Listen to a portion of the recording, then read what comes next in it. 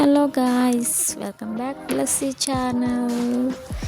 చూసారుగా నేను కొత్తిమీర పచ్చడి చేస్తున్నాను ఈరోజు. నేనైతే ముందుగా కొత్తిమీర కడిగి పెట్టుకొని తీసి పెట్టుకున్నాను. తర్వాత టమాటాలు 2 కట్ చేసుకున్నాను. కొన్ని పచ్చిమిరపకాయలు కూడా కట్ చేసుకున్నాను నేను.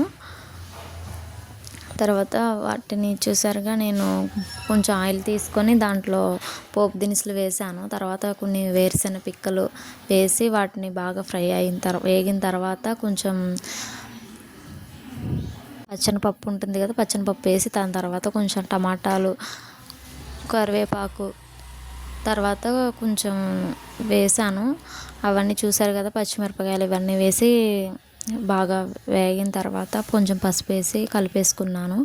అవన్నీ మగ్గిన తర్వాత మగ్గే వరకు ఉంచి కొంచెం అల్లం వేసుకున్నాను. అల్లం వేసుకొని అవి కూడా మగ్గిన తర్వాత మనం ముందుగా కడిగి పెట్టుకున్న కొత్తిమీర వేసేసుకొని బాగా కలిపేసుకొని అది ఫ్రై అయ్యే వరకు మనం మూత పెట్టుకొని ఉంచుకోవాలండి.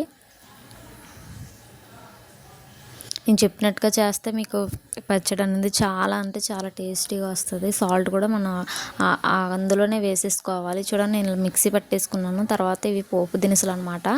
నేను పోపు తాలింపు పెట్టేసి ఇంకా దాంట్లోనే మనం గ్యాస్ ఆన్ చేసి ఉండగానే మనం అందులోనే పచ్చడి వేసేసుకోవాలి. అలా అయితే ఇంకా టేస్ట్ వస్తుందండి.